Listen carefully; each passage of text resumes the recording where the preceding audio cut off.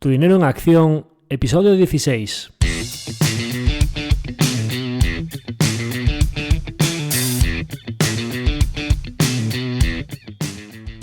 Hola, soy Javier Acción, asesor financiero independiente autorizado y registrado en la Comisión Nacional del Mercado de Valores con el número 149 y asesor del fondo de inversión Acción Global.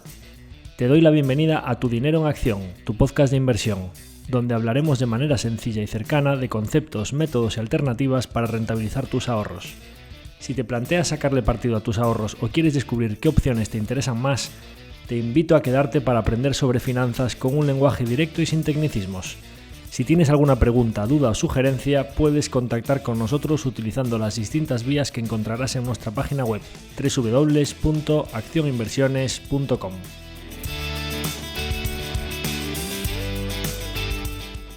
El contenido de este podcast es divulgativo. Las opiniones aquí expuestas son meramente informativas y en ningún caso suponen una recomendación de inversión. Si buscas asesoramiento financiero, debes dirigirte a cualquiera de los asesores autorizados y registrados en la Comisión Nacional del Mercado de Valores. En el episodio de hoy me gustaría utilizar el podcast para otro de esos cometidos tan útiles para los que lo creé, como es la publicación de información concreta sobre empresas en las que invertimos. Entonces, recuperando aquella carta de 2021 que por motivos de falta de tiempo y cambios que estábamos realizando internamente en el equipo, cambio de oficina, ampliación del equipo, y que ya tenía entre manos el lanzamiento de este podcast, en el que me iba a ser bastante más eficiente la dedicación de tiempo cada semana para publicar contenido de este tipo, pues ahora que ya tenemos el podcast bastante rodado, me parece que es muy útil recuperar aquellos capítulos desde el punto donde los dejé, porque creo que, bueno, no solo para mí me resulta bastante más fácil y productivo dedicarle pues las 2 o 3 horas cada semana que me lleva la elaboración y la grabación de cada uno de estos episodios. Por suerte tengo ayuda en lo que es la edición y la publicación, a los cuales desde aquí agradezco a las personas que me ayudan en todo esto, sino que pues yo entiendo que también para los partícipes o potenciales pues es bastante más digerible un capítulo escuchado, que puedes escucharlo en cualquier momento mientras estás haciendo otras cosas, que no la lectura de una carta de 15 páginas que era solo uno de los capítulos de una carta que tiene pues como 8 o 9 capítulos, ¿no? Entonces, bueno, recuperando aquellas cartas en el capítulo 4, recordaréis, recomiendo a quien no la haya leído pues que coja los primeros capítulos para ver un poco de dónde venimos, hacia dónde vamos, por qué de la política de inversión actual del fondo, el plan 2021-2025 y diferentes tipologías de empresas que solemos tener nosotros en la cartera, para que, bueno, pues esto como que no le pille desde cero y sepa por qué vamos a hablar aquí de lo que vamos a hablar hoy. Y el capítulo 4 de aquella carta, que es el que nos ocupa hoy en el episodio de este podcast semanal, es un capítulo referido a los agregadores. Y concretamente dentro de los agregadores en general vamos a hablar de un agregador en particular como es Airbnb. Entonces, por dar un poco unas líneas generales del por qué hay un capítulo de agregadores, volviendo a cuando contaba las diferentes temáticas de empresas que tenemos nosotros en la cartera, por lo general cuando suelo mirar las empresas que nos gustan y en las empresas en las que nosotros invertimos, hay como pues 5 grandes categorías. Esas categorías serían compounders o bolas de nieve, empresas que reinvierten capital a tasas altas y que van generando interés compuesto a lo largo del tiempo, y ese valor para los accionistas se va acumulando en una curva ascendente exponencial, no lineal. Pues tenemos varias inversiones de este tipo que entrarían dentro de la categoría de compounders, ¿no? Después estarían los productos o servicios únicos, por decirlo así, pues productos que tienen una serie de circunstancias, una serie de ventajas competitivas que los convierten en únicos y que los hacen una muy buena inversión por sus cualidades. Después tendríamos compañías totales. Tenemos algunos ejemplos de compañías en cartera de los que hablaremos más adelante, que son compañías que empezaron teniendo un negocio original que después les sirvió para ir reinvirtiendo en otros verticales, en otros negocios nuevos, y que digamos que tienen 3, 4, 5 líneas de negocio que podríamos decir que los convierten en una compañía total, que no se puede categorizar en una sola tipología de inversión, sino que tienen muchos negocios diferentes que son interesantes. Después tendríamos las compañías que a mí me gusta denominar semillas, que son inversiones, por decirlo de alguna manera, más pequeñitas y que tienen un perfil riesgo-recompensa más pronunciado, o digámoslo así, el potencial de rentabilidad es muy elevado si suceden una serie de cosas o se producen o catalizan nuestra inversión, pero también es verdad que el riesgo es más elevado y por definición, pues como hay semillas que germinan y hay semillas que se quedan dentro de la tierra y que nunca llegan a germinar, pues la inversión que tenemos ahí pues también tiene que ser más pequeña. Pero no por ello debemos rechazar la oportunidad de sembrar en un lugar en el que creemos que existe una posibilidad bastante razonable y que nosotros creemos que la probabilidad es más alta que la que le está asignando el mercado a que una pequeñita semilla se convierta en un roble. Y por último, lo he dejado para el final, no menos importante, de hecho es al que nos vamos a referir hoy, tendríamos la categoría de inversiones denominada agregadores. ¿Y qué son los agregadores? Pues un agregador, como su propio nombre indica, es una plataforma, una página web, un software, un servicio digital online que agrega, nunca mejor dicho, que aglutina la oferta y la demanda que se produce en un determinado sector. Y el agregador se coloca entre la oferta y la demanda como un embudo a través del que se transaccionan todas las operaciones de ese sector o el valor que pasa a través de la oferta y la demanda. Como siempre, lo mejor es explicarlo con algunos ejemplos. En el negocio online, por ejemplo, pues el negocio de e-commerce, pues un marketplace, un mercado en el que pues hay diferentes vendedores que suben sus productos a una página web y hay diferentes compradores que los compran.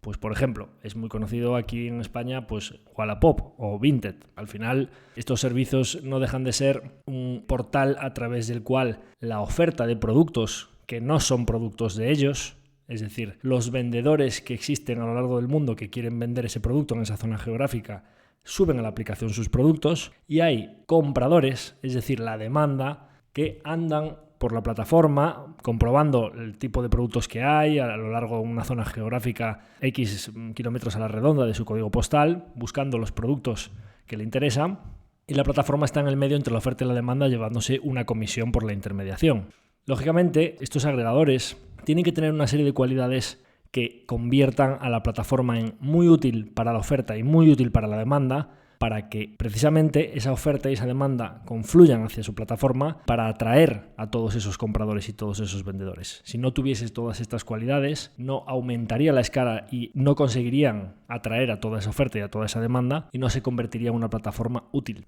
Hay otro ejemplo que me gusta mucho comentar siempre sobre, aparte, dos empresas que nosotros tenemos en la cartera. Cuando nosotros nos referíamos al sector retail o a las ventas de las tiendas a pie de calle,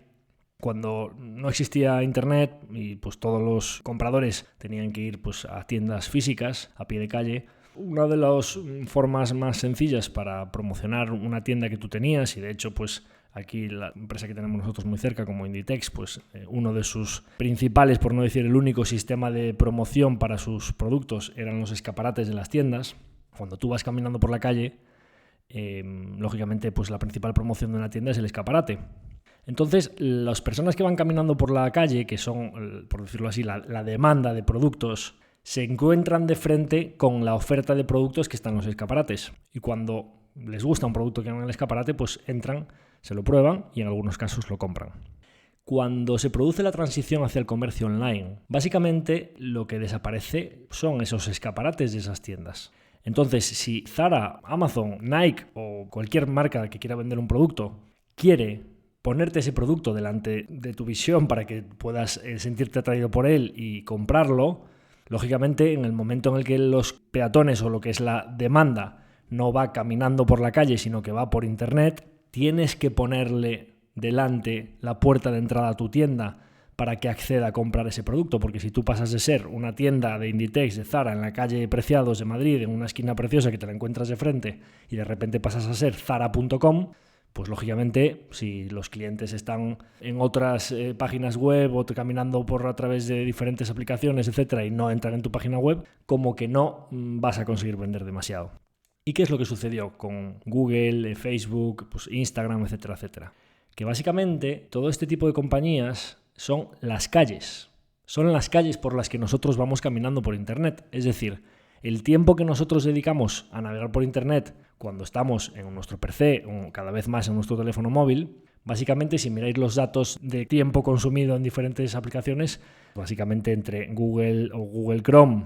Facebook, Instagram, TikTok, YouTube, etcétera, etcétera, Twitch, todo este tipo de aplicaciones, pues se llevan una gran parte de estas horas gastadas en tráfico online, ¿no? Con lo cual, básicamente, si ellos por eso se han convertido en tan buenos negocios, porque por un lado tienen toda esa información o todo ese contenido, todo ese entretenimiento, digamos, toda esa oferta que a nosotros nos interesa y nosotros somos la demanda que vamos a buscarla. Cuando nos metemos en el buscador de Google y buscamos información, o cuando entramos en Facebook a ver a nuestros amigos o a ver los cumpleaños o a ver las noticias, o cuando nos metemos en Instagram a ver a nuestros amigos las fotos que suben o dónde han estado de viaje, básicamente como que somos la demanda que está demandando pues información, productos, entretenimiento, etcétera, etcétera. Con lo cual, por eso fue tan buena idea por parte de Google indexar la información del mundo, porque si tú indexas la información del mundo y tienes, por decirlo así, la oferta de información y de productos que existen en el mundo, va a haber mucha cantidad de gente interesada en buscar esa información y, lógicamente, mucha cantidad de empresas interesadas en anunciar sus productos en esa red o en ese agregador o en ese embudo por el que confluyen la oferta y la demanda de productos y servicios. Con lo cual, la primera conclusión que querría deciros aquí es que por esto, estas empresas en las que se ha eliminado la frontera de la calle o de la manzana o de tu barrio para esta oferta y demanda de servicios, en las que básicamente la oferta y la demanda de servicios en Internet y en todas estas empresas digitales se ha convertido en global. Y cuando eliminas las fronteras, básicamente las empresas que generan valor o estos embudos que agregan oferta y demanda, al eliminar las fronteras, el tamaño que pueden llegar a tener estas empresas es como la suma de todas las empresas anteriores que sí que tenían fronteras. Y de ahí la respuesta a cómo puede ser que estas compañías lleguen a alcanzar tamaños tan gigantescos. En segundo lugar, vamos a centrarnos ahora un poco en lo que sería un agregador centrado en la oferta y la demanda, principalmente de viajes. Luego ya hablaremos de la segunda parte. Entonces, cuando hablamos de agregadores en oferta y demanda de alojamientos para turismo, básicamente, pues hace unos años probablemente todo el mundo cuando iba a buscar un hotel se le ocurriría pensar en Booking o lo que era la antigua Priceline.com, pero que después se transformó ya en el nombre de su principal portal, que es Booking.com. Y probablemente ya en tiempos más recientes y sobre todo cuando estamos buscando un alojamiento alternativo, más bien un apartamento en el que podamos quedarnos más días o podamos tener pues una cocina, frigorífico, un servicio más parecido a lo que sería una casa o un apartamento para alojarnos con más familia o con amigos, etcétera, pues probablemente bastantes de vosotros estéis pensando en Airbnb. Y esta es la compañía sobre la que querría hablar hoy. Airbnb, yo la primera vez que la conocí fue hace ya bastantes años, cuando pues un amigo de Madrid pues íbamos a ir un fin de semana de viaje, me parece que era una capital europea, me dijo, le dije, buscamos un hotel y tal, me dijo, no te preocupes, vamos de Airbnb. Vamos de Airbnb quiere decir, pues es como el que habla del papel albal o el que habla del Fixo o del velcro, ¿no? De estas marcas que se convierten en verbo, es decir, que básicamente cuando la gente busca un hotel no dice vamos de Booking, sino que vamos a un hotel o un Marriott o vamos a un hotel, a un NH o a un Meliá o lo que sea, ¿no? Pues dices, pues oye, voy a un hotel. Pero sin embargo, cuando hablas en general de alquilarte un apartamento en el que directamente el alojamiento te lo ofrece un particular que alquila o un apartamento o una casa o un trozo de su casa para que se pueda quedar gente, se suele decir, nos cogemos un Airbnb. Y esto es una ventaja competitiva bastante importante porque en el cerebro de la gente, como veremos después cuando hablemos de las ventajas de Airbnb, por lo general, cuando ya alguien dice pensar en Airbnb, no tiene que poner en Google o en Facebook o clicar en un anuncio para llegar a tener la posibilidad de contratar una noche en Airbnb, sino que ya pone directamente en la barra del explorador airbnb.com y se pone directamente ahí a buscar alojamiento. Lo cual para Airbnb es una ventaja muy importante. ¿Por qué? Pues porque como hablábamos antes, si las calles son Facebook y Google, si Airbnb entras directamente en su calle sin tener que pasar por la calle de Google previamente, te ahorras la tasa Google, te ahorras un peaje muy importante. Se lo ahorra en Airbnb, en este caso, que no tiene que pagarle un peaje a Google para conseguir tráfico hacia su tienda. Entonces, voy a daros un poco unas señas de por qué ya me gustaba tanto como modelo de negocio y cómo evolucionó después hacia que se convirtió en una compañía cotizada y que nosotros invirtiésemos en ella. Yo recuerdo que cuando daba charlas del fondo y Airbnb todavía no era una compañía cotizada, sino que era una compañía privada que a mí ya me gustaba mucho, cuando hablaba de ventajas competitivas y modelos, como hablamos en el capítulo de Introducción a la valoración de empresas, de compañías asset light o ligeras de activos, Esto del numerador, el retorno sobre el capital invertido y cuánto capital inviertes. Uno de los principales ejemplos que siempre ponía, porque es perfectamente entendible para todo el mundo y es bastante gráfico y sencillo de explicar, es las desventajas tan grandes de un negocio como el sector inmobiliario o los hoteles, que son tan intensivos en capital, en el que cada vez que quieres comprar un hotel nuevo tienes que poner un edificio o alquilar el edificio y todos los utillajes, la decoración, todo el mobiliario que hay allí dentro y contratar a todo el personal del hotel. O si quieres invertir en real estate y comprar pisos y alquilarlos o apartamentos, tienes que pedir un crédito al banco, comprar el piso, hacer la reforma, etcétera, etcétera, y alquilarlo, conseguir un inquilino, y hasta que consigues los otros 100 y pico mil o 200.000 euros del siguiente piso, pues pasa mucho tiempo y como que creces muy despacito. Y la grandísima ventaja de un negocio como el de Airbnb, en el que básicamente tienes exposición al crecimiento de los viajes globales sin frontera, por decirlo así, es decir, un mercado potencial bastante grande, sin tener que comprar esos hoteles o esos apartamentos, porque te los ponen otros. Es decir, los usuarios, los hosts, o por decirlo así, los huéspedes, son los que ponen el alojamiento para esos viajeros o esos inquilinos que están buscando, es decir, la oferta y la demanda. Y Airbnb está en el medio como un agregador llevándose esas comisiones, sin tener que poner el capital para crecer. Con lo cual, este ejemplo tan bueno de, oye, pues como se suele decir, Uber es la compañía más grande de coches sin haber comprado un coche, Airbnb es la compañía más grande de hoteles sin haber comprado un hotel. Bueno, pues en el mundo actual pues está sucediendo mucho que este tipo de compañías en los últimos años, pues al no ser intensivas en capital y poder crecer con el capital ajeno y simplemente llevándose un royalty o una comisión por estar como embudo entre la oferta y la demanda, los patrones de crecimiento, los modelos de crecimiento que pueden tener estas compañías son mucho más rápidos que los negocios antiguos o tradicionales en los cuales sí que hacía falta mucho más capital para crecer. Entonces, la verdad es que era un negocio que a mí siempre me había encantado. Y claro, pues teníamos la mala suerte de que no cotizaba. Y cuando yo me enteré de que esto iba a salir a cotizar, estábamos creo que en medio del COVID, la primera vez que yo escuché hablar que esto podía salir a cotizar. Y justo, pues yo la verdad veía que las noticias que salían cuando fue COVID, lógicamente con todos los confinamientos globales, a Airbnb me parece que le cayeron las ventas como un 40 o 50% ese año. Yo me frotaba las manos pensando, ostras, ojalá que la saquen muy pronto, porque una compañía en la que probablemente a medio plazo se le terminen recuperando las ventas, pero a corto plazo va a tener un impacto muy fuerte en su cuenta de resultados, a ver si suena la flauta y resulta que sacan a cotizar esta compañía a un precio muy razonable.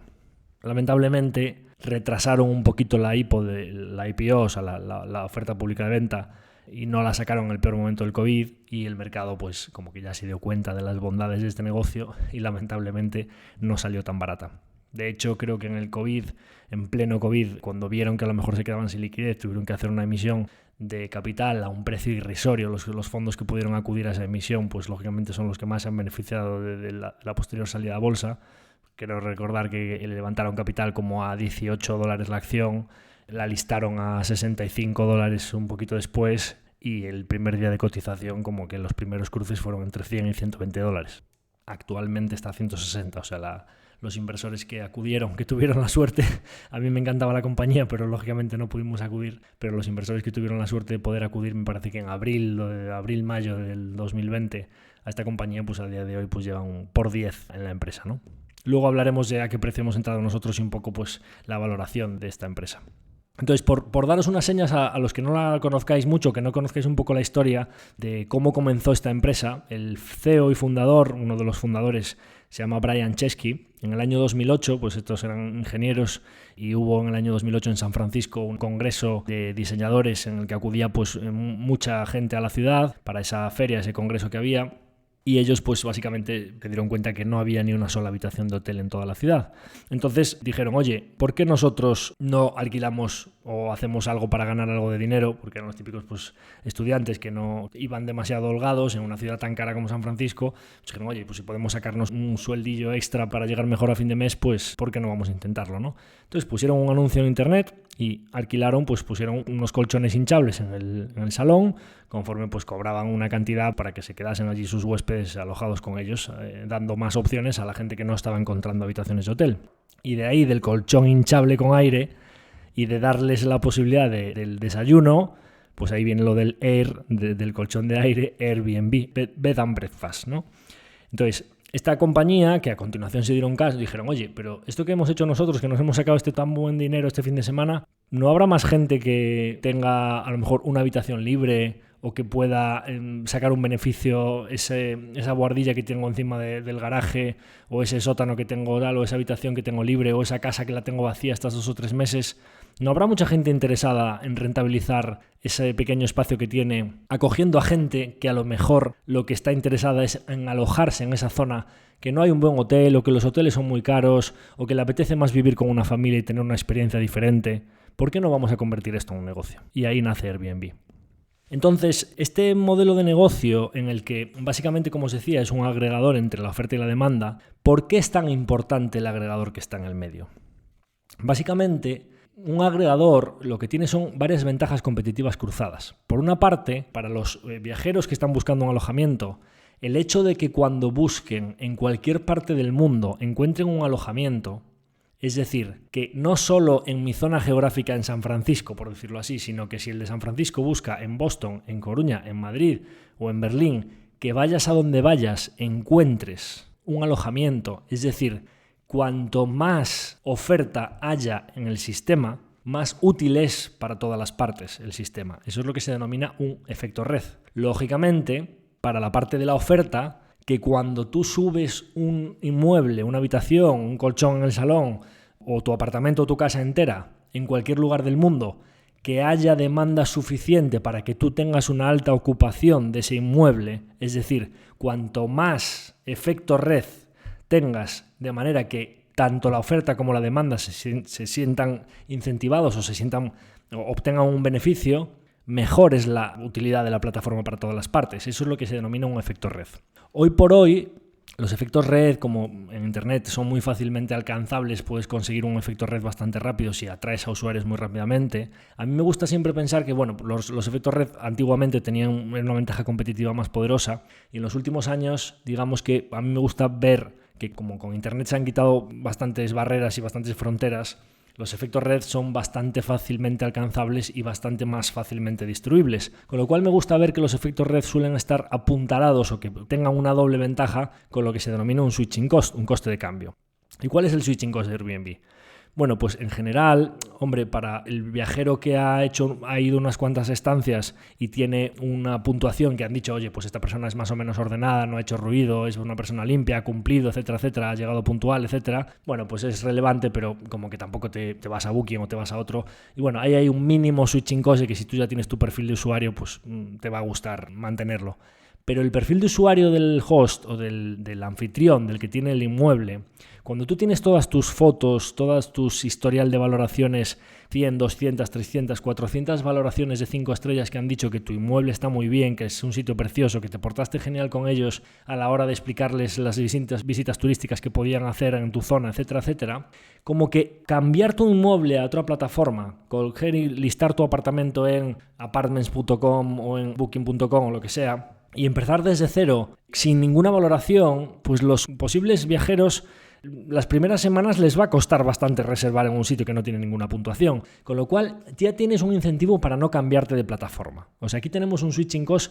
en el que la oferta de inmuebles tiene un aliciente para no cambiarse, con lo cual tenemos un efecto red que tanto para la demanda como para la oferta es muchísimo más útil cuantos más jugadores haya en los dos lados del embudo, y además tenemos un switching cost que motiva a que no se cambien los jugadores. Bien, entonces tenemos ya un par de ventajas entrecruzadas, ¿no? Y además decíamos que vamos a buscar un Airbnb, nos vamos de fin de semana a un Airbnb, es decir, tenemos una marca en la cabeza de la gente que se identifica con un tipo de experiencia diferente a un hotel, una experiencia más personal en la que te quedas en casa de la gente, en la que puedes vivir experiencias más alternativas o conocer zonas de la ciudad que a lo mejor no conocerías yendo a un hotel en el que no hay nadie que te lo explique, o comer la propia comida que se come en esa zona, o que te puedan a lo mejor explicar, tener tu cocina y vivir allí como si fuese una propia casa, etcétera, etcétera. Con lo cual ya tenemos pues una imagen de marca, estatus o una afán por vivir una experiencia diferente a la que vivirías en un hotel. Bueno, pues esto también es una ventaja. Las marcas suelen ser una propiedad intelectual bastante importante, ¿no? Con lo cual, cuando empezamos a pasar de dos ventajas competitivas en adelante, y aquí ya vamos por efecto red, switching cost y marca, como que pues ya empezamos a ver que el poder de este agregador es bastante importante, ¿no?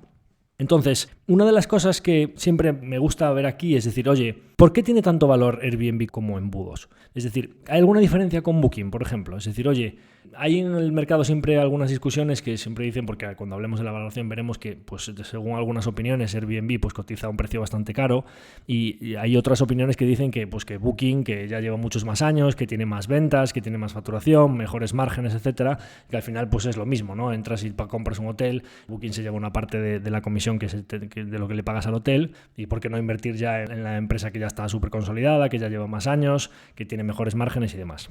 Bien, uno de los factores principales de un agregador, o cuando se convierte en muy útil un agregador, es lo atomizado que esté la demanda y la oferta. Es decir, que el hecho de ordenar toda la información, ordenar toda esa oferta y ordenar toda la demanda para entrecruzarse a través del embudo, el embudo gana valor cuanto más útil sea el hecho de ordenar una demanda que previamente estaba muy atomizada y que ninguna de las otras partes podría encontrarla si no fuese por ti. Y esto es una de las claves de los agregadores, que ninguna de las partes pueda saltarse el embudo.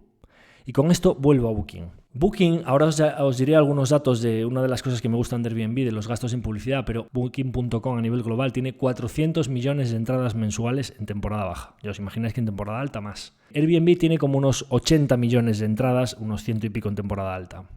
Diréis, joder, pues Booking, lógicamente, si tiene pues 400 millones de entradas frente a 80, 5 veces más, pues probablemente a una conversión similar, pues podríamos pensar que Booking debería estar facturando 5 veces más que Airbnb. Y resulta que no, que factura menos del doble, casi el doble, pero muy lejos de las 5 veces más entradas. ¿Por qué sucede esto? Hay algunos jugadores en el mercado que yo he escuchado varias veces comentar que el problema que tiene, que la amenaza que hay en Booking es que Google en algún momento pueda ocurrírsele saltarse el negocio de Booking y básicamente empezar a cobrarte ellos el fee o la comisión por ponerte delante del hotel para que lo reserves. Básicamente saltarse el embudo de Booking y merendarse, comerse ellos la merienda de Booking, básicamente, ¿no? Y esa es la amenaza que ha tenido siempre. Yo no creo que vaya a ser así, porque de hecho pues Booking es uno de los principales clientes de Google a nivel mundial. Es decir, el negocio de Google es hacer publicidad y Booking es un gran anunciante de Google. Con lo cual, ¿cuál es el riesgo? Oye, pues puede ser que a través de Google Maps pues aparezca Booking, reserva aquí, y cuando reserve se lleve el fee y que Booking, un trozo de ese fee, de esa comisión, se la haya pagado a Booking para que aparezca ahí el portal de reservas. Pero ¿cuál es el problema principal que yo observo en Booking? Que me ha pasado muchas veces. Bueno, hay un problema principal en general, que es que el sector en general odia bastante a Booking. Es decir, que todos los hoteles, cuando hablas con ellos, te suelen decir, joder, es que pues, de la reserva se nos lleva un 20 o 25%, Booking, en algunos casos se llegó a llevar el 30%. Oye, pues si la verdad es que si la próxima vez me llamas a mí, pues a lo mejor te meto el desayuno gratis y te mantengo la tarifa de Booking porque me sale más barato ese desayuno que lo que se lleva Booking, etcétera. Entonces, primera cosa que no me gusta, cuando un jugador o el embudo es odiado por ambas partes, como que está en una posición un poco incómoda. Y dirás, bueno, ya, pero si no se lo puedes saltar, si al final, pues por mucho que te odien, si tienes que pasar a través de ese embudo, pues te odiarán, pero te seguirán pagando las comisiones. Bien, ¿qué es lo que sucede en Booking? ¿Por qué Booking tiene 400 millones de entradas mensuales y debería tener 5 veces más facturación que Airbnb y está muy lejos de eso y solo el doble de facturación? Podríamos pensar que hay muchas de esas visitas que no terminan comprando. ¿Y por qué sucede eso? Cuando buscas un hotel en Booking, básicamente te aparece el orden de hoteles por fabuloso, no fabuloso, etcétera, de la zona donde tú has buscado. Y básicamente la oferta de hoteles no está tan atomizada como la oferta de un apartamento. Es decir, tú tienes Marriott, Meliá, etcétera, etcétera, y son normalmente grandes cadenas o grandes marcas, o aunque sea un hotel pequeño, es muy sencillo encontrar su contacto en Google Maps. Es decir, tú ves el Meliá, Castilla y tal, en Madrid, etcétera, etcétera, y tienes la oferta en Booking a 80 euros la noche, coges y en la pestaña de al lado de Chrome tecleas en Google Maps Madrid, Meliá, Castilla, y te sale directamente la página web del hotel con su número de teléfono, con lo fácil que es levantar el teléfono y llamar a la recepción del hotel. Y a continuación te dicen en la recepción del hotel, te mantengo la tarifa de Booking, o te doy un extra de desayuno, o por favor si reservas conmigo te rebajo un trocito de lo que me cobraría Booking, porque me sale mucho más barato que lo reserves directamente conmigo, o lo que es lo mismo, obtengo un margen mucho mejor si me haces la reserva directamente. Con lo cual, aquí tenemos un sistema muy fácil para saltarnos el embudo. ¿Cómo consigues el teléfono del paisano de Boston, San Francisco o Berlín que tiene un apartamento o un colchón o una casa, pero no es ni un Meliá, ni un Marriott, ni un NH, ni siquiera el hotel de tu barrio que tiene su teléfono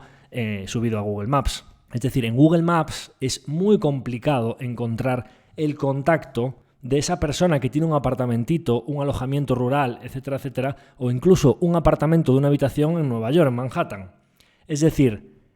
es muchísimo más fácil saltarse el embudo en Booking que en Airbnb. Por eso tiene tanto valor el embudo de Airbnb para agregar oferta y demanda, porque la demanda, por supuesto, siempre está muy atomizada. Pero es que en el caso de la oferta está muchísimo más atomizada, es decir, son jugadores muchísimo más pequeños los de Airbnb que los de Booking. Con lo cual el agregador es muchísimo más valioso en el caso de Airbnb, porque es imposible saltárselo. Cuando es imposible saltártelo, lógicamente, pues volumen de transacciones que terminan pasando a través de ese embudo es mayor.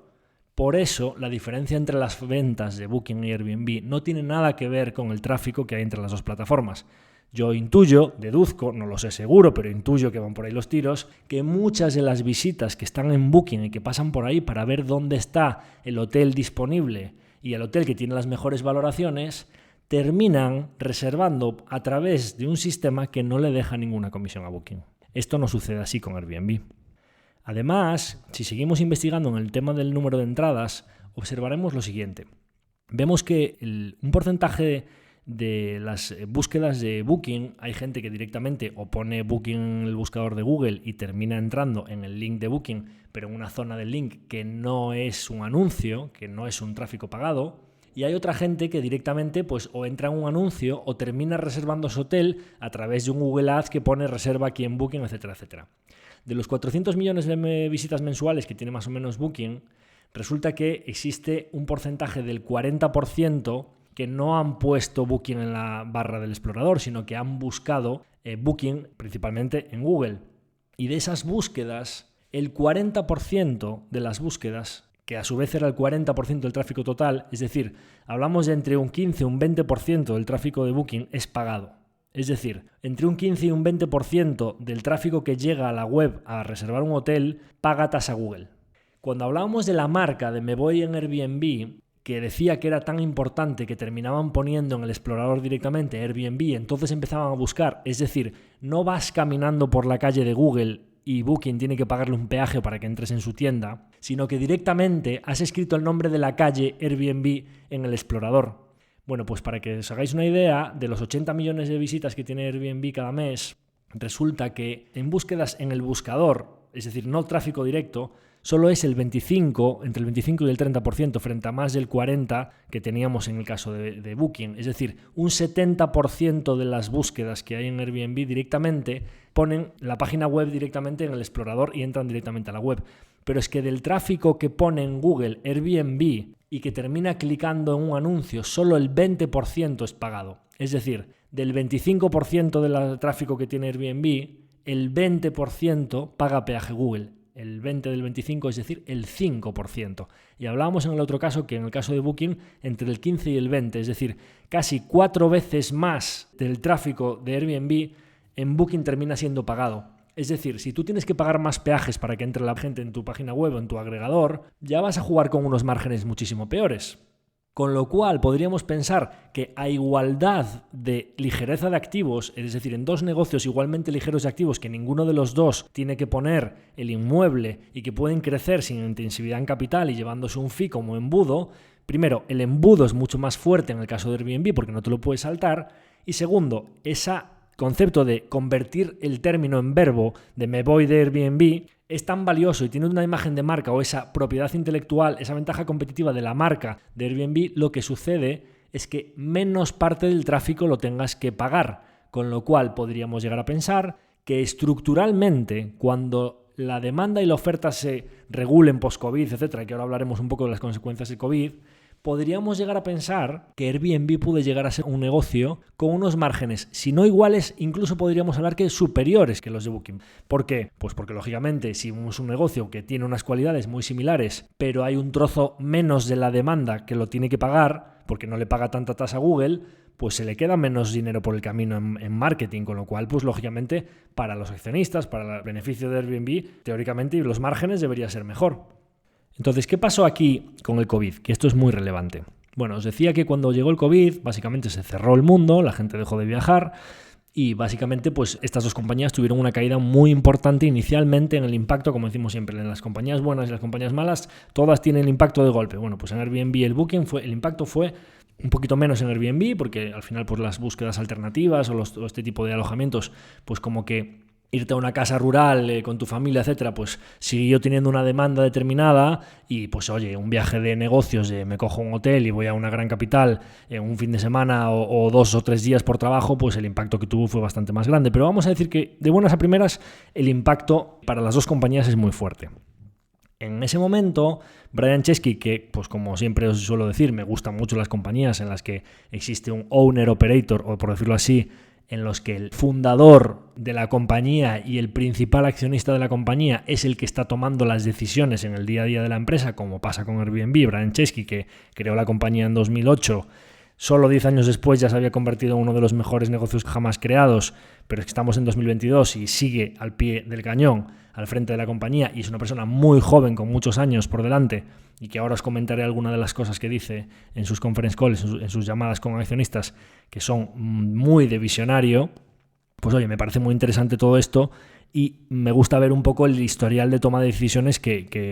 de los últimos años de esta persona, ¿no? Entonces, cuando a Brian Chesky le viene el COVID, pues lógicamente pues al principio se asustan, viene una serie de medidas traumáticas como todo esto de tener que levantar capital para tener la caja llena por lo que pudiese pasar y levantar capital a precios bastante bajos, hicieron también una emisión de bonos que luego amortizaron, etcétera, etcétera. Pero una de las cosas que hicieron cuando a esta compañía era la típica compañía tecnológica de supercrecimiento, súper ligera de activos y tal, iban con la mano bastante abierta en gasto, es decir, es una compañía que tenía márgenes negativos, que quemaba caja, con una proyección de que a lo mejor en unos futuros años llegaba a tener margen EBITDA positivo, pero que gastaba mucho en marketing, pues que básicamente pues, un poquito derrochadores. Cuando viene el COVID, lógicamente por necesidad, no por visión, sino por necesidad, tienen que meterle un ajuste a los gastos impresionante. Y este ajuste a los gastos a ellos les hace darse cuenta que a continuación la demanda vuelve sin volver a gastar. Es decir, Airbnb tiene un impacto inicial muy negativo, pero a continuación se da cuenta que sus cuentas se vuelven a recuperar muy rápidamente sin necesidad de volver a gastar. Entonces, ¿qué deciden hacer? Se quedan con los gastos más reducidos. Con lo cual, el COVID para Airbnb tiene un impacto negativo inicial y un impacto positivo muy bueno a continuación porque se convierte en una empresa mucho más ligera de gastos, con márgenes mucho mejores, con menos personal y sobre todo gastando mucho menos en marketing. Ellos se dan cuenta que ese concepto de él, me voy a un Airbnb, implica que ellos no tienen que gastar en promocionar su marca, que la gente ya entra en Airbnb a comprar sus alojamientos directamente. Lo cual implica que estructuralmente ya va a ser un negocio con márgenes mucho mejores. Y a continuación, ¿qué es lo que sucede? Lo que sucede es el teletrabajo.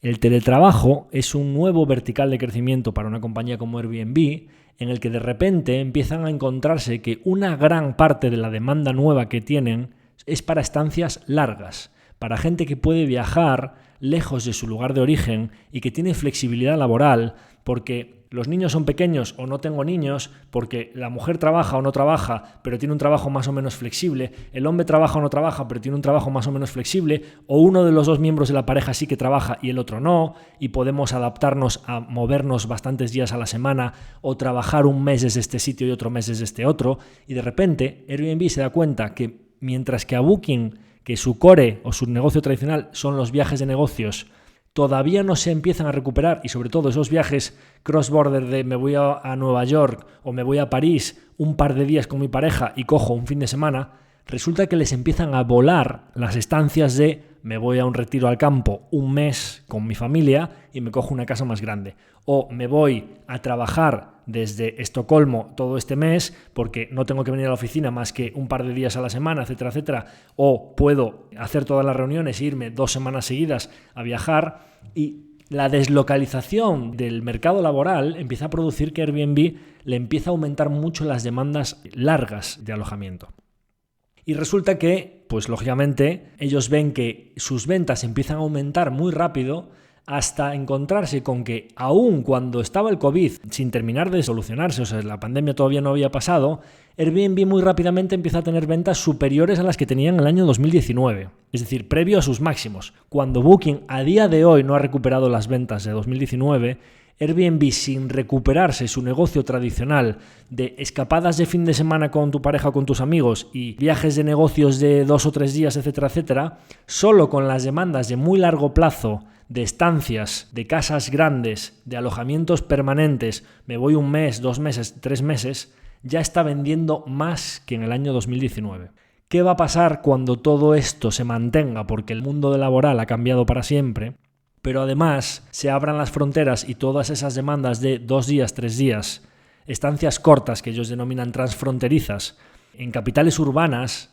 se recuperen, que es exactamente lo que está pasando ahora. Se les va a juntar, básicamente, su negocio tradicional con el que ya era un muy buen negocio, con un nuevo vertical de crecimiento que podríamos denominar que esto ya no son viajes, ya no es me voy un fin de semana y le pago un fee a Airbnb. Si me estoy alquilando mi casa para 1 mes, 2 meses o 3 meses y esa casa en San Francisco, en Boston, en Berlín o en el medio de la montaña de Canadá, que no podría conseguirla en Booking porque no es una gran marca de hotelera, sino que es una persona particular que alquila su casa, no tengo otra manera de alquilarme esa casa 2 o 3 meses si no es por Airbnb.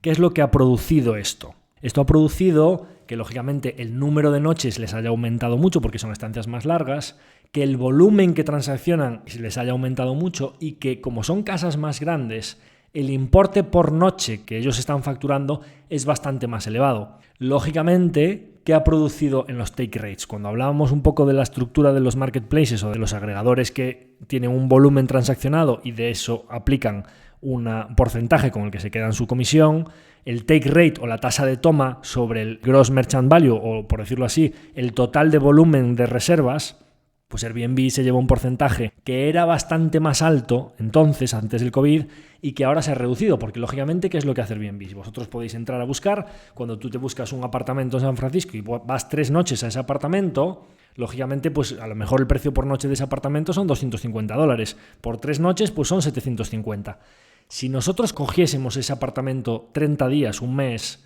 pues 30 días por $250, estamos hablando de $7.500. Bueno, pues te cuesta 3.000 o 4.000. Es decir, ellos están fomentando, haciendo rebajas bastante importantes en el precio por noche para fomentar que los anfitriones listen por periodos largos sus alojamientos, bajando también lo que cobra Airbnb por ese volumen transaccionado. Es decir, oye, tú, si pones esto a 3 noches, cóbralo a tanto, y si lo pones por periodos mucho más largos, que no tienes que estar cambiando cada 2 por 3 al inquilino, cambiándole las sábanas, limpiando la casa, etcétera, etcétera, te interesa tener alojamientos más largos o inquilinos que se queden más tiempo, y Airbnb pone de su parte que baja la tasa de toma o baja el porcentaje que se lleva sobre esa transacción.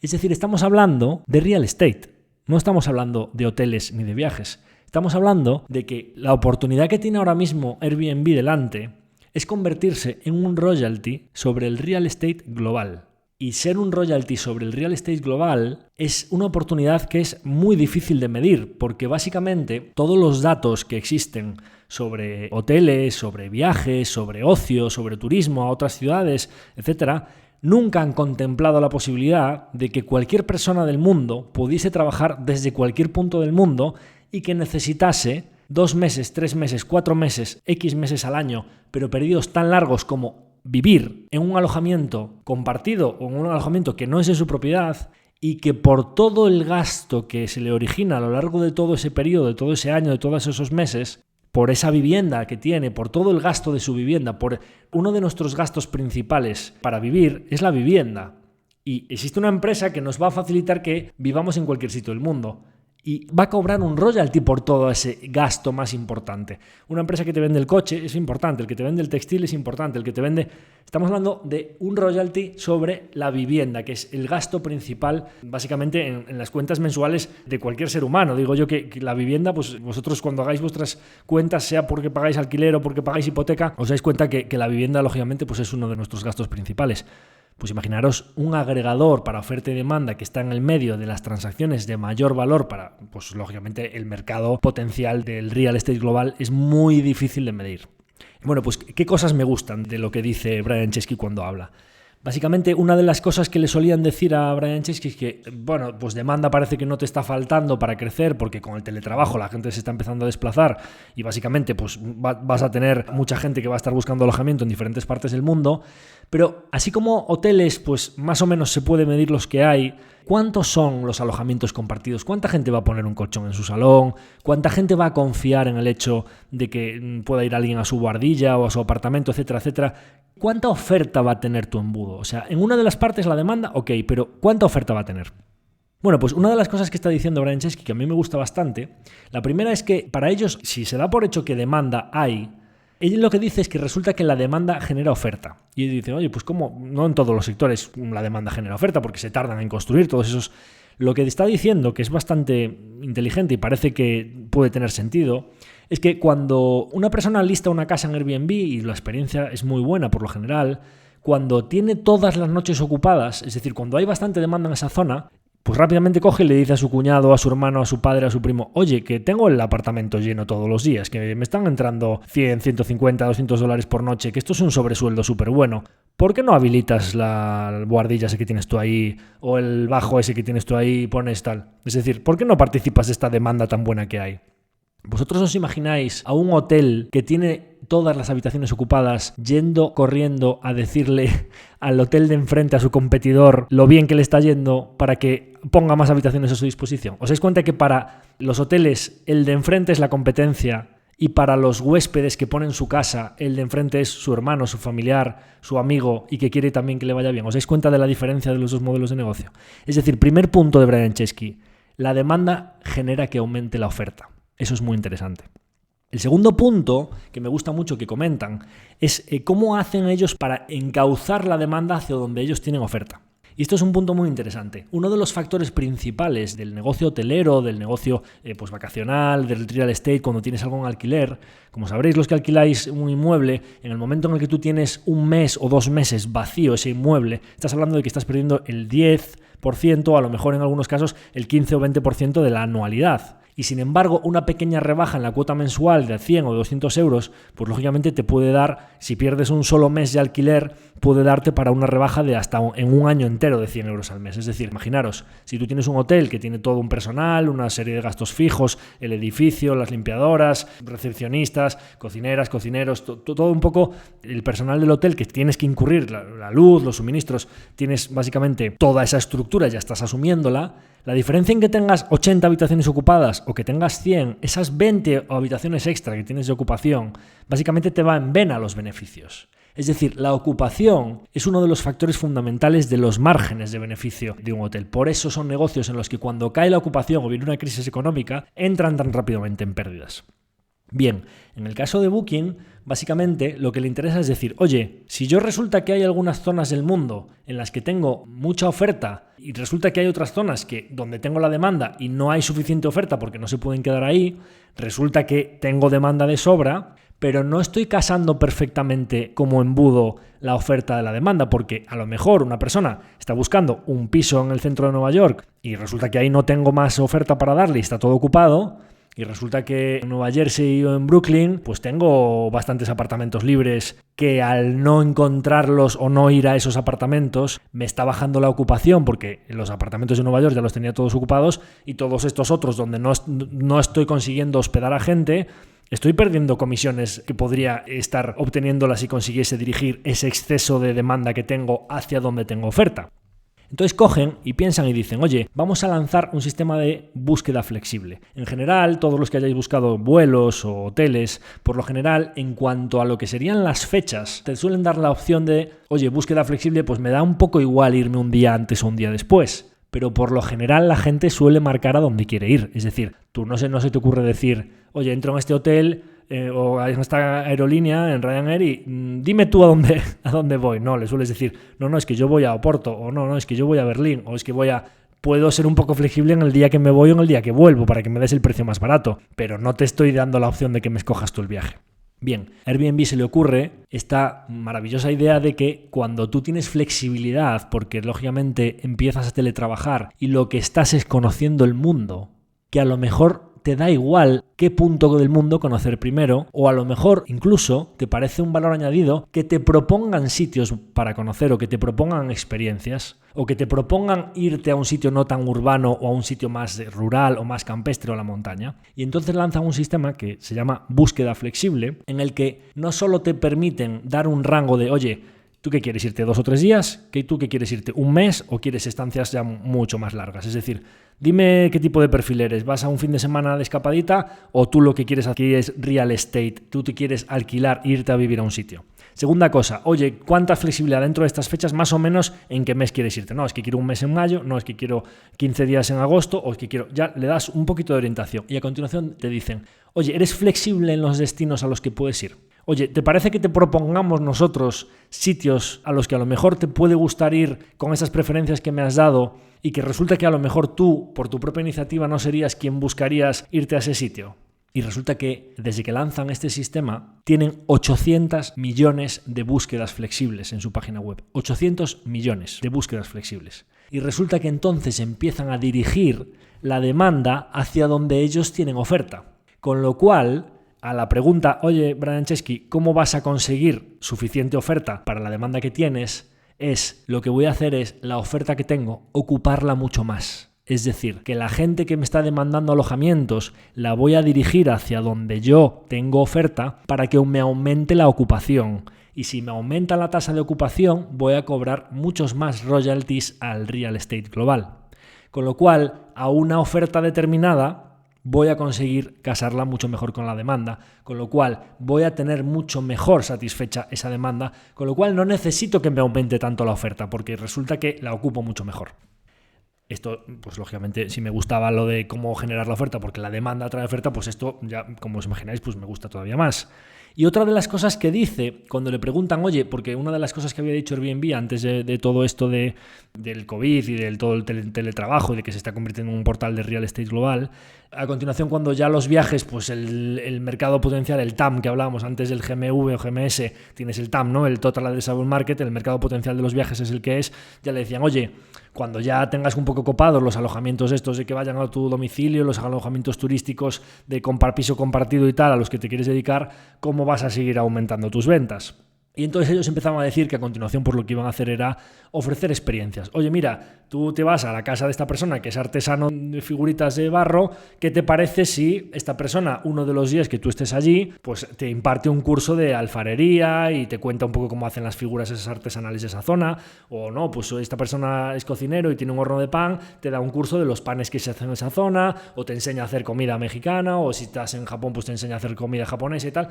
Pues ya que estás en un sitio en el que tú buscas una experiencia de quedarte con una persona local, pues esta persona te enseña o te ofrece una experiencia local o una excursión en kayaks o te lleva al lago, etcétera, etcétera. Y lógicamente, pues eso podría ser una vía de ingresos adicional para esa persona que te está ofreciendo ese alojamiento y por la cual pues Airbnb se llevaría también sus royalties, es decir, una vía nueva que no solo estoy participando en ese alojamiento, sino que en la experiencia o en el gasto durante la estancia de ese inquilino o ese viajero en esa zona, también me llevo pues un poquito de ingresos de lo que gaste durante su estancia. Ahora, cuando le preguntan por esto, Brian Chesky siempre habla de oportunidades perecederas y oportunidades no perecederas. ¿A qué se refiere con esto? El hecho de que a los viajeros le puedan ofrecer una experiencia cuando están en su destino, eso es algo que probablemente se lo puedas ofrecer ahora o el año que viene o el otro año. Puedes centrarte en las experiencias en cualquier momento de los próximos años y esa oportunidad no va a desaparecer. No va a venir otra empresa a un viajero que ha viajado a través de Airbnb, que se ha ido a un apartamento y que ha buscado una experiencia en ese sitio, a decirle, oye, mira, tú te vas a quedar en esta casa, en este lago de Canadá, ¿por qué no contratas? Ya no sabe que esa persona está yendo a esa casa de ese Canadá porque solo lo sabe Airbnb. ¿Por qué no contratas la excursión en kayak conmigo y tal? Pues lógicamente, ¿eso quién se lo va a llevar? Se lo va a llevar la empresa local del entorno del lago de Canadá donde te vas a quedar. Cuando estés por allí, estás dando una vuelta por el lago, vas a ver un cartel y vas a contratar la excursión en kayaks. Es decir, Airbnb tiene la oportunidad dentro de 1 año, 2 años o 3 años de centrarse en eso porque no es una oportunidad perecedera. ¿A qué se refiere con esto? están centrados en la oportunidad perecedera. Están viendo una oportunidad muy grande de abrazar algo que se puede escapar. ¿Y qué es lo que se puede escapar? Lo que se puede escapar es lo que hablábamos hace un rato. La oportunidad gigante de que con el teletrabajo nos estamos convirtiendo en unos viajeros más permanentes o con estancias mucho más largas que podemos vivir o que nuestro puesto de trabajo está deslocalizado y Airbnb está viendo un tamaño de mercado tan gigantesco y quiere abrazar esto porque esto sí que es perecedero. Porque si pasan 1 o 2 años después de que se haya producido este cambio en el mercado laboral y otro jugador es el que se lleva la oportunidad de que todos estos viajeros o trabajadores nómadas ya estén 1 mes, 2 meses o 3 meses en Booking, en Apartments.com, en Hotels.com, etcétera, y no en Airbnb, es decir, no tienen todo su historial de alojamientos con todas sus estrellas, su experiencia, todas sus transacciones de pagos en Airbnb, lo tienen en otro sitio, tu ventaja competitiva o tu historial, tu efecto red, todo este historial de switching cost que hablábamos antes, lo va a tomar otro, con lo cual tu oportunidad de convertirte en un royalty sobre el real estate mundial perece. Esta oportunidad es perecedera. Por eso me gusta tanto que el tío diga directamente, oye, es que lo de las experiencias es perecedero, estamos completamente volcados en algo que lógicamente puede pasar y lo de las experiencias ya lo haremos más adelante porque no es una oportunidad perecedera. Eso me indica que lo que están viendo delante, la oportunidad del teletrabajo y del ser un royalty sobre el real estate mundial, es tan importante y están tan centrados en ser el winner takes all o el ganador se lleva todo ese trozo de la tarta de un tamaño de mercado tan grande que me gusta mucho, me parece muy atractivo. Bueno, pues básicamente aquí tenemos un poco la suma de, a lo largo de este año, pues estamos viendo, ¿no? O sea, Airbnb está con facturaciones ya muy superiores a las que tenía en 2019, con unos gastos muy inferiores, con lo cual los márgenes ya en el trimestre de verano han hecho EBIT margin del 38%, en este primer trimestre han dicho que se van a quedar break-even, que es el peor trimestre del año en el que siempre todo el sector tiene muchísimas pérdidas y Airbnb está diciendo que se va a quedar en break-even y pues básicamente pues cuando ahora bien venga toda la reapertura de las fronteras internacionales y le venga lo que es su pan y mantequilla o un poco pues lo que decíamos antes, ¿no? En los viajes esos tradicionales de 3 o 4 días, una semanita, viajes cortos a Manhattan, a París, a Berlín, etcétera, que es lo que era el negocio tradicional suyo, y eso se ponga encima de las estancias largas que les están dando el aumento de facturación, lo que va a producirse es que les va a aumentar el volumen mucho a lo largo ya de este verano, cuando venga toda la reapertura y toda esa gente que tiene tantos viajes pendientes de hacer y tanta liquidez en la cuenta porque lleva 2 años sin hacer nada, pues uno de los principales beneficiarios de la reapertura es Airbnb, ¿no? Entonces, bueno, pues ¿qué debería pasar? Debería suceder que cuando se produzca el mix entre las estancias largas y las estancias cortas, importante, alguno podrá pensar, ya, pero entonces las estancias largas se reducirán. Mi tesis, o un poco la tesis de Brian Chesky, lo que dice, y yo creo que tiene razón, es que aunque haya un boom de viajes largos que ha venido post-COVID y que luego se normalizará, el mercado laboral ha cambiado para siempre y que hay una cantidad de personas a lo largo del mundo importante que con los 1.000 de alquiler, 2.000 de alquiler o 3.000, 4.000, 5.000 que se pagan en muchas ciudades de Estados Unidos, San Francisco, Los Ángeles, etcétera, mensuales, con eso más lo que tenían, con una nómina que pueda tener de Estados Unidos, etcétera, un sitio donde tenga un buen sueldo, en muchos lugares del mundo, con el nivel de gasto que hay, son ricos. Es decir, pueden vivir con una calidad de vida muy superior a la que vivían en su lugar de origen y teletrabajando siguen teniendo la misma nómina.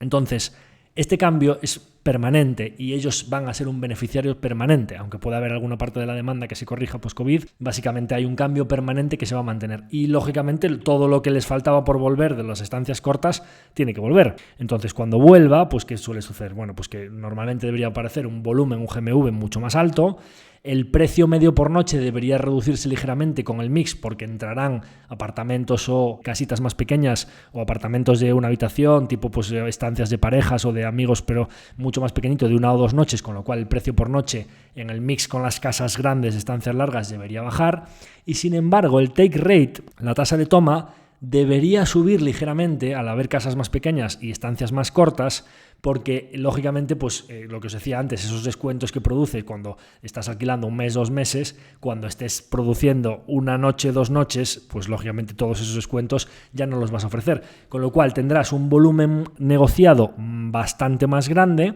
una tasa media por noche, o por decirlo así, un precio medio por noche alquilada ligeramente más bajo y una tasa de toma bastante más alta. Todo ello para unas ventas de Airbnb bastante más elevadas y con unos márgenes a un volumen superior. Como es un negocio tan escalable en el que los costes fijos se reparten cada vez más cuando le aumenta la facturación y que sus costes aumentan tan poco al aumentar las ventas, pues que deberíamos ver unos márgenes muy al alza en los próximos trimestres. Entonces entramos con todo esto de los márgenes en el tema de la valoración y dices, oye, ¿todo esto a qué precios? Decía, bueno, pues Airbnb, pues lógicamente cuando aquello salió a 18 billion en el COVID, pues decía, oye, como salgan esto a este precio, esto es un multibagger de época, ya no salió a este precio, sino que la listaron ya a 60 billion, a 3 veces más, y ahora pues esto pues capitaliza 90 o 100 billion, ¿no? Básicamente pues capitaliza como varios grupos hoteleros mundiales, que era como el mercado se escandalizaba y decía, ¿cómo puede Airbnb capitalizar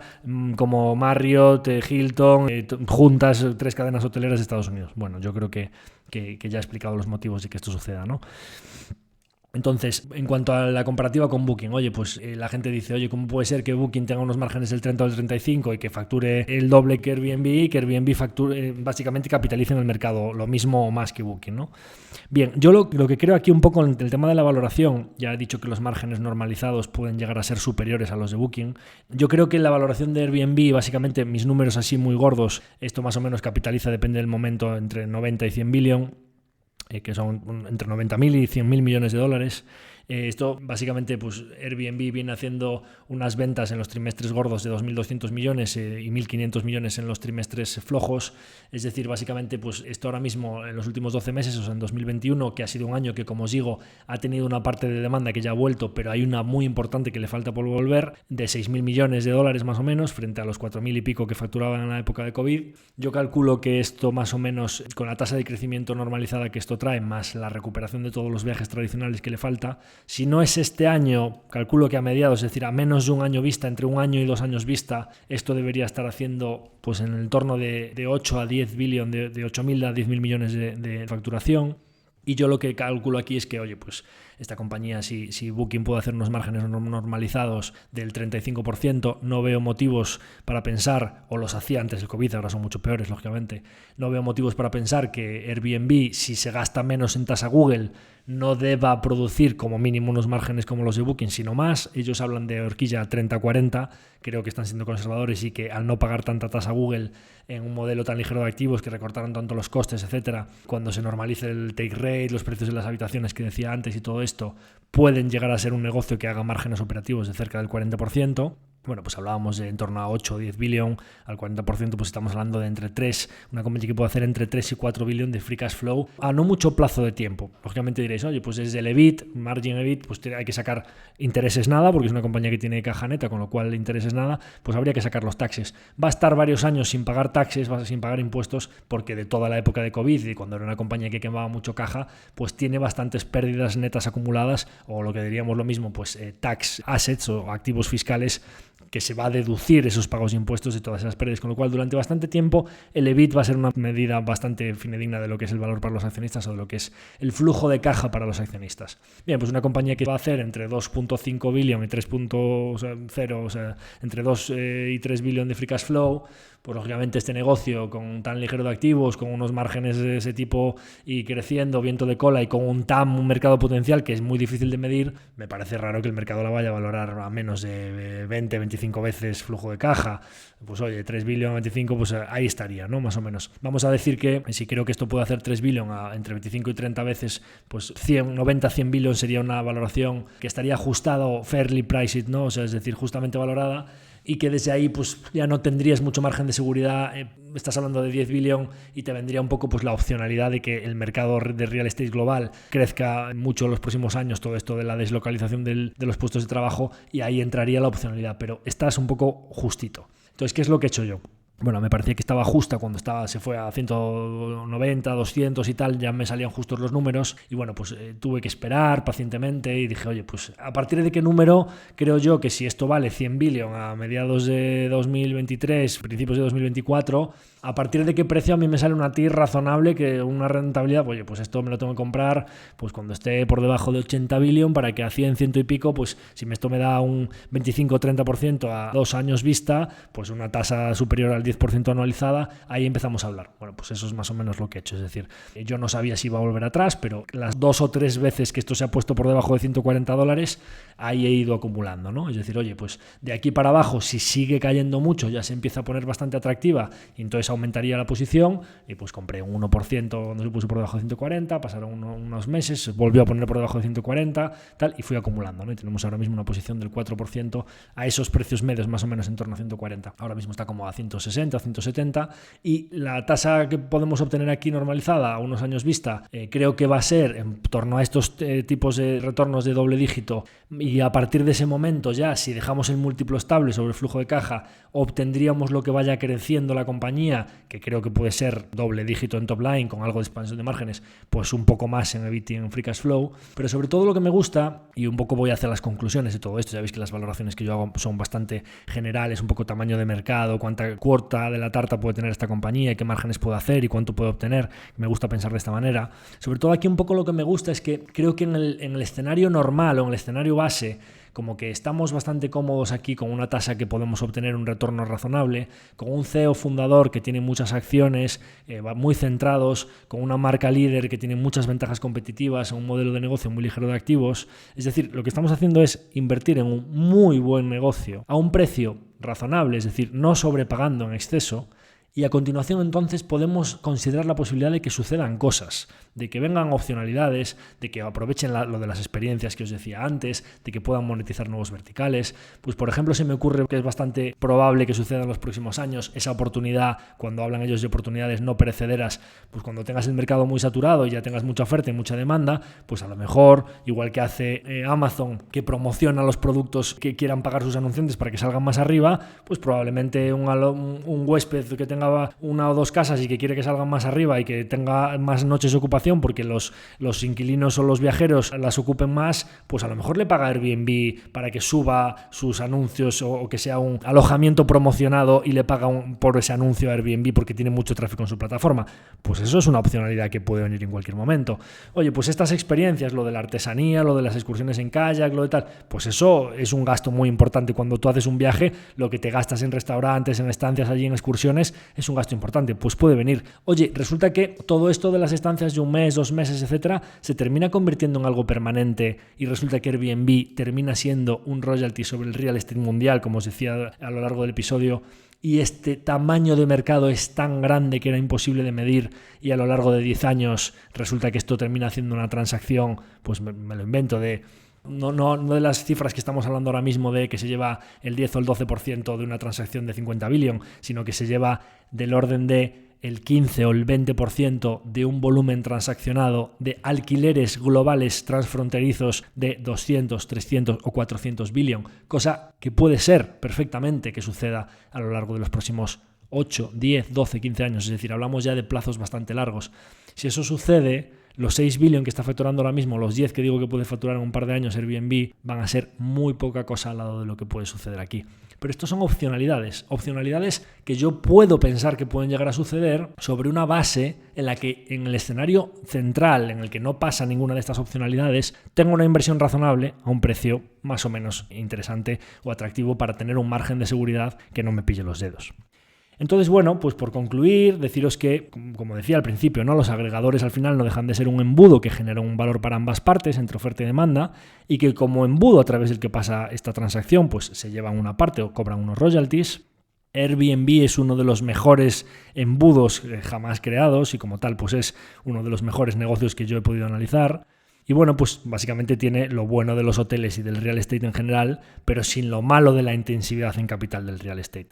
Y como dice Terry Smith, uno de estos tan buenos inversores que gestiona el fondo de Fundsmith en Reino Unido, pues invierte en buenos negocios, no sobrepagues y no hagas nada. Es decir, creo que en Airbnb hemos comprado un muy buen negocio sin sobrepagar, es decir, a un precio razonable, y ahora pues estamos en el proceso de hacer la tercera parte, que es la más difícil, no hacer nada. Así que sin más, Me despido de vosotros hasta el próximo capítulo y como siempre pues os invito a que si os ha gustado lo compartáis entre vuestra gente cercana a la que creáis que puede interesarle todo esto de los agregadores y de Airbnb. Y nada, os invito a que sigáis conmigo acompañándome en este proceso de búsqueda de las 5 estrellas en Spotify, que vamos viento en popa hacia esa meta volante de las 500 valoraciones de 5 estrellas. Y nada más, muchas gracias y me despido de vosotros hasta el próximo capítulo.